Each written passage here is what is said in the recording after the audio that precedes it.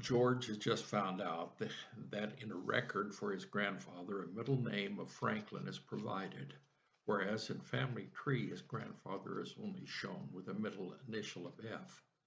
Jane has found a record that shows a full birth date for her grandmother, whereas in family tree, she's only shown with an approximate birth year.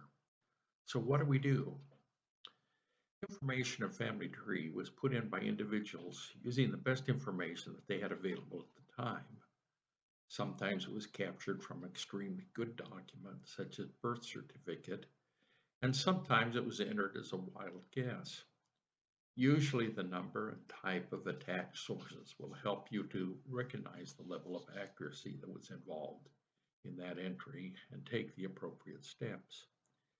As better or more complete information becomes available, edit the vitals in the person page to reflect what was found. Even a newly identified middle initial or month of birth or death can help.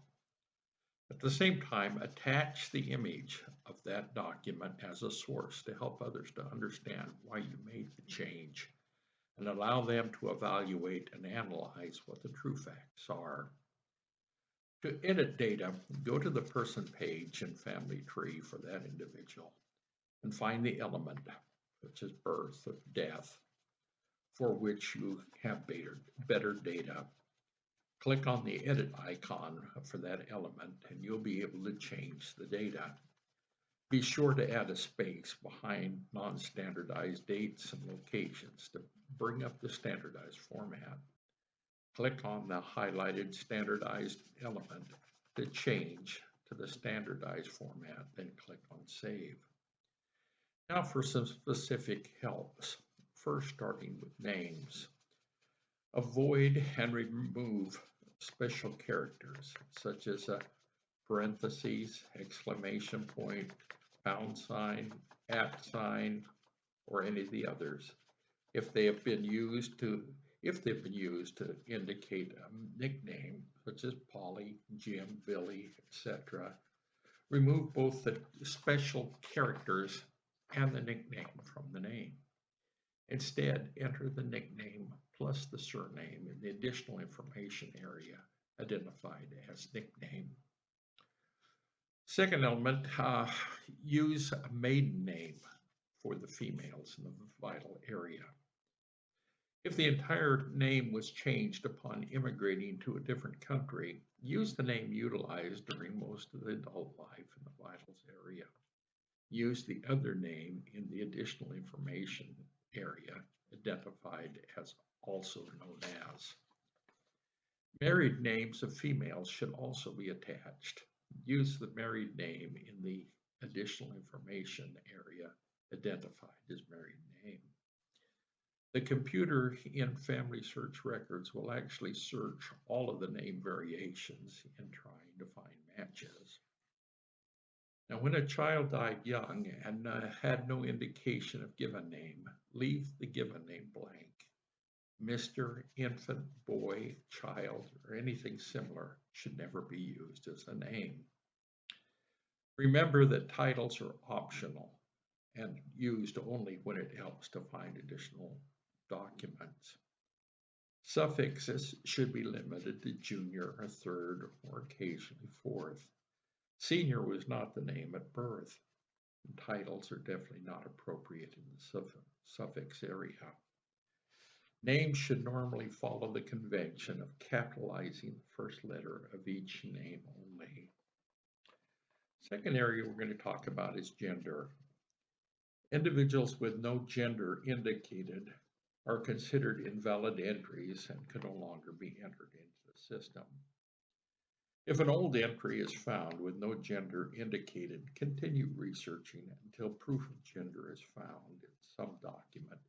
Then correct the entry and attach the source. Years ago, with certain people, a child was occasionally entered twice, once with each gender, because the gender was unspecified in the reference source.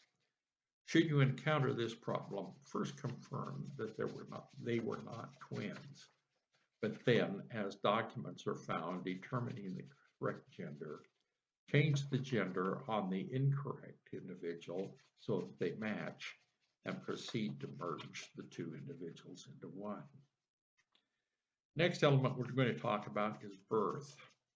Many documents provide only approximate information, a rough age rather than exact date. Use the rough birth year until a more exact date becomes available. Watch these dates carefully. In several locations and time frames, when a child died early, a later sibling with the same gender was given the same name. Both need to be entered into the system. Next, we're going to talk about christening. Christening is a substitute for birth in certain areas where no other birth information is available.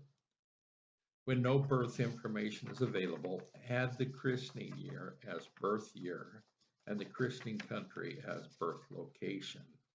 These can be changed later as better information becomes available. Next, we're looking at death. Many early documents provide only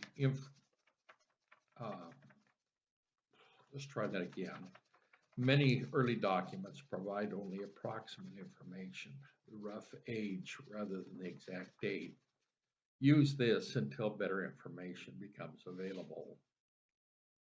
And the last one we're going to talk about is burial. Burial is a substitute for death in certain areas when no other death information is available. Having the cemetery name is nice to have, not critical. Enter without the cemetery name unless the name comes up on the standardized suggestion box. Now, computer-aided research is tremendously easier than the old ways of doing research, but the better information that is available in the vital information page, the more effective the computer-aided research will be. And